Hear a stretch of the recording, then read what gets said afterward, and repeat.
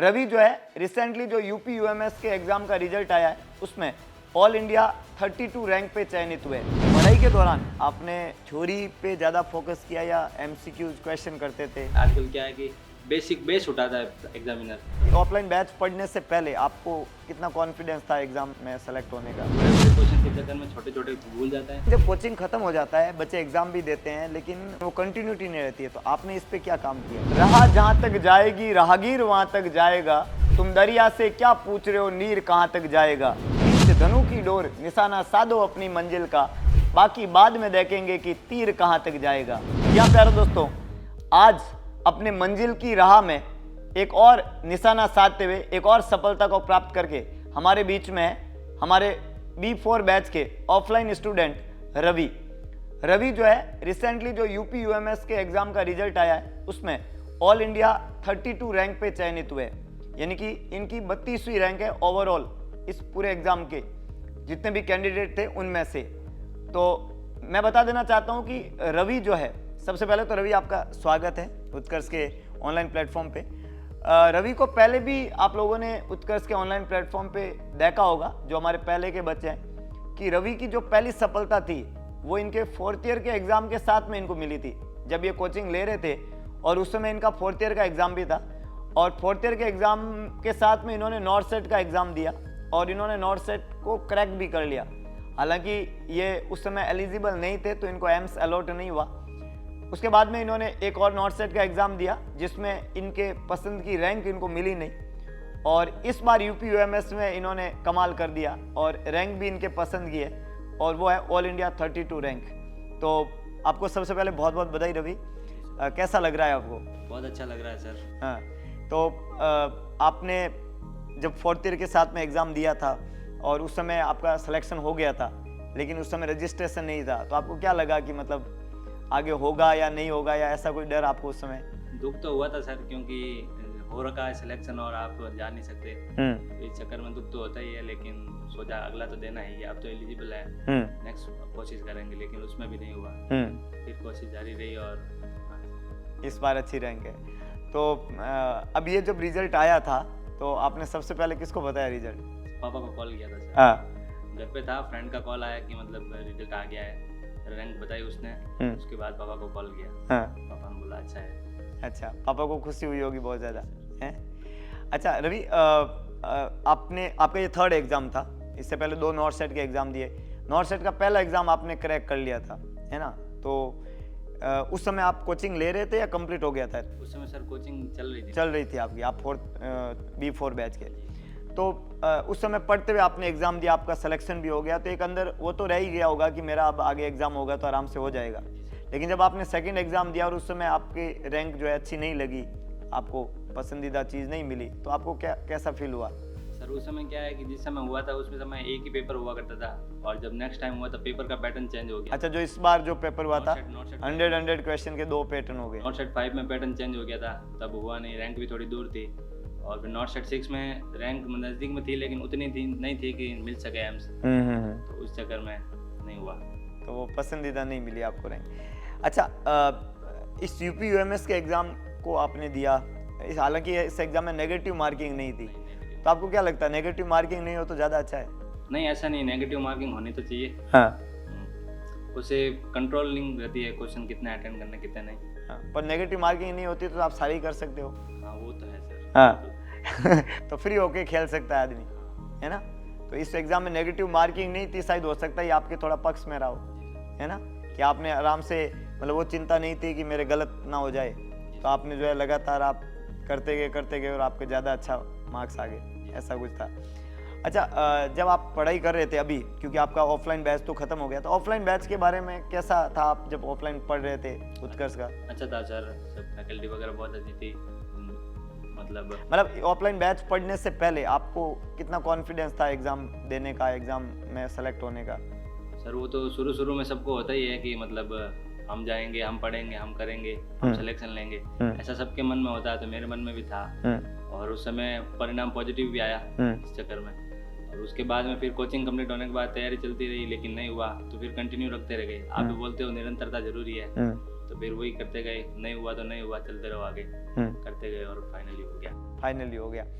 अच्छा, जब आपका कोचिंग खत्म हो गया, ऐसे बहुत सारे बच्चे हैं जो मतलब एग्ज़ाम कोचिंग उन्होंने कर लिया है और कोचिंग करते हुए उन्होंने साथ में एग्ज़ाम भी दिए हैं, जैसे आपने भी दिया था। उसके बाद में क्योंकि एग्ज़ाम आते रहते हैं तो बच्चे देते रहते हैं, लेकिन जब कोचिंग ख़त्म हो जाता है बच्चे एग्ज़ाम भी देते हैं, लेकिन उसके बाद में वो जो पढ़ाई का पैटर्न है उनका, जो कंटिन्यूटी है जिसको हम कहते हैं, वो कुछ बच्चे रख नहीं पाते हैं, है ना।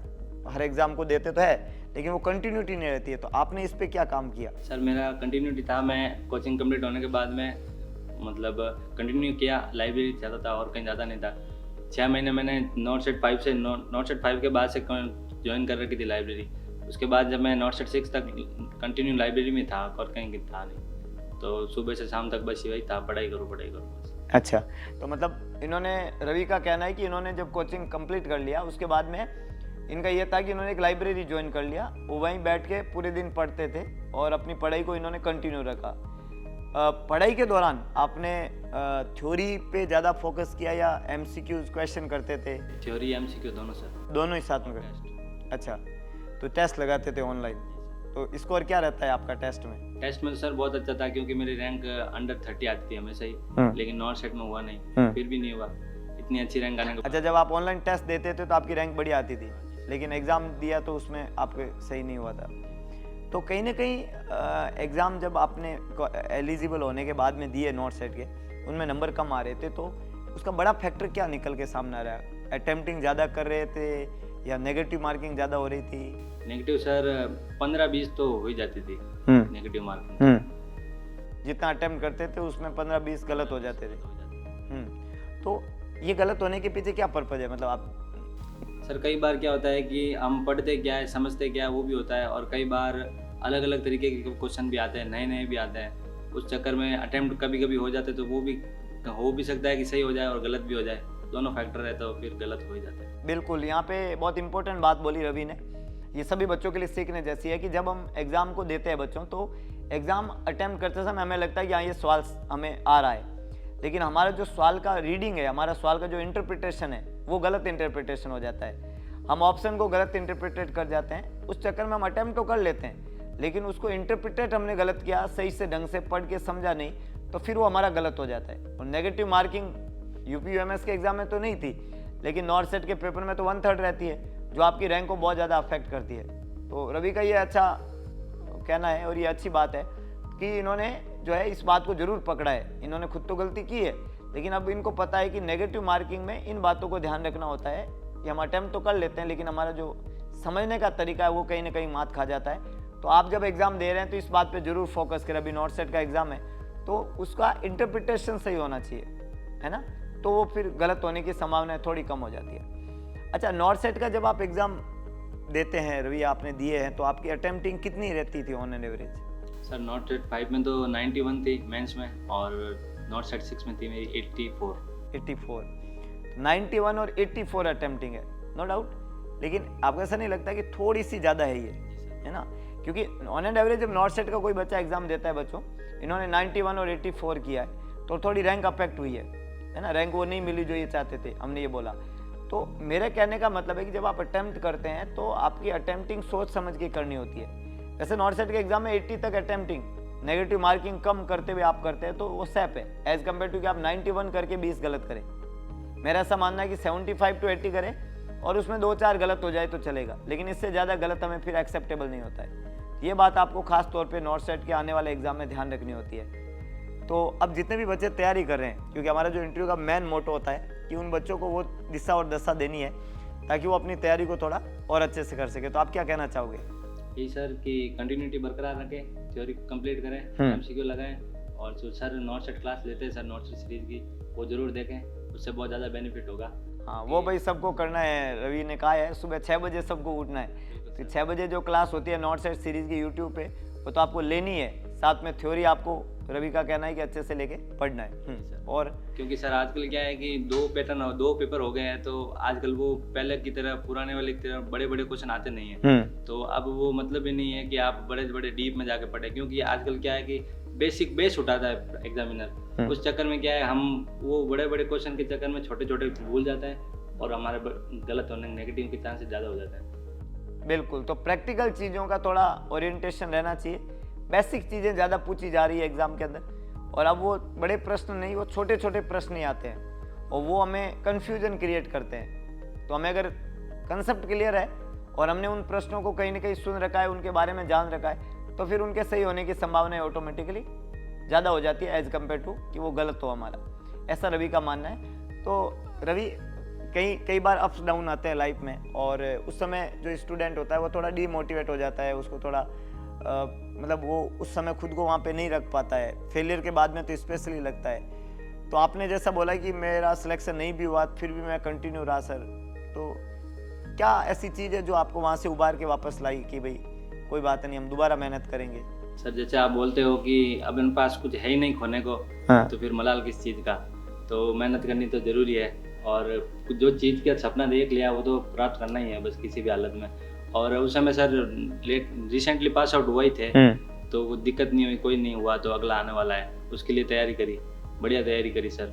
लेकिन बहुत बढ़िया। तो बिल्कुल सही बोलना है रवि का कि जब खोने के लिए कुछ है ही नहीं तो मलाल किस बात का, कि अभी तो हमारे पास कुछ है ही नहीं, है ना। तो हम जो होगा मेहनत करेंगे तो कुछ पाएंगे ही, खोने के लिए हमारे पास कुछ नहीं है। और जब है ही नहीं तो फिर मेहनत दिल से और मन से करनी चाहिए, है ना। तो सफलता जरूर मिलती है, और उसमें निरंतरता जिन पे इन्होंने लगातार काम किया है कि किसी काम में कंटिन्यूटी रखो तो उसमें सफलता मिलना ज़्यादा आसान हो जाता है। तो 2 लाइन सभी बच्चों के लिए आपकी तरफ से कि मतलब वो एकदम अपने एग्जाम के प्रति दृढ़ संकल्पित हो जाए। कुछ असफलताएं भी जरूरी है एक सफलता के लिए। क्या बात है, कुछ असफलताएं जरूरी है एक सफलता के लिए। इस लाइन को, ये इनकी टैग लाइन है रवि की, और इनको प्रूव भी कर दिया इन्होंने कि इनको मिली हुई असफलता के बाद में आज ये सफल हुए हैं। और इन्होंने ये बात मान रखी थी कि कुछ असफलताएं जरूरी होती है, कुछ पत्थर खाली जाएंगे, कई बार घिरेंगे। मैंने चलना भी तब शुरू किया था जब मैं सबसे पहली बार घिरा था, तो कई बार घिरेंगे, उठ के फिर चलेंगे तो सफलता जरूर मिलेगी। और हर बार मन में एक बात तो ठान ले कि एक बार और, ये एक बार और में बहुत ताकत है। तो आप असफलताओं से विचलित ना होइए। हो सकता है कि कुछ असफलताएं आपको लाइफ में मिली है, पर संकल्पित रहेंगे तो वो सफलता मिलेगी जिसकी आस आपने की है, जिसके सपने आपके माता पिता ने बुने हैं। तो बस उन सपनों को पूरा जरूर करिएगा। रवि ने अपने माता पिता के सपने पूरे किए। आज इनके पिता फख्र से कह सकते हैं कि हमारा रवि जो है एकदम सूर्य की तरह चमका है, और यूपी-यूएमएस के एग्जाम में ऑल इंडिया 32 रैंक निकाल के ये प्रूव कर दिया कि ये भी इसी सफलता के लिए पैदा हुए थे, और आज इन्होंने ये करके दिखाया है। तो आप भी रवि की तरह अपनी लाइफ में इनकी जो कहानी है उनसे सीख ले, और एक नई सफलता की जो है सफलता की राह को बुने। हमारा यही पर्पस था आज के इस इंटरव्यू सेशन का। तो आई होप आपने इनकी बातों से कुछ सीखा होगा, समझा होगा, और आने वाले एग्जाम में आप भी बेहतर से बेहतरीन करके अपनी सफलता की कहानी कैमरे के सामने आके सुनाएंगे। तो देते हैं आज के सेशन को विराम एक सुंदर सी लाइन के साथ में कि ईश्वर का दिया कभी अल्प नहीं होता, जो टूट जाए वो संकल्प नहीं होता। हार को लक्ष्य से दूर ही रखना मेरे दोस्त, क्योंकि जीत का कोई विकल्प नहीं होता। और सौगन महादेव की, हम पैदा हुए हैं जीतने के लिए। संकल्प सिर्फ एक है, जब तक तोड़ेंगे नहीं तब तक छोड़ेंगे नहीं। तो मिलते हैं दोबारा एक और नए कलाकार की कहानी, उनके संघर्ष की कहानी, एक और रसगुल्ले के संघर्ष की कहानी, उनकी जुबानी। तब तक के लिए जय हिंद, जय भारत, जय महाकाल।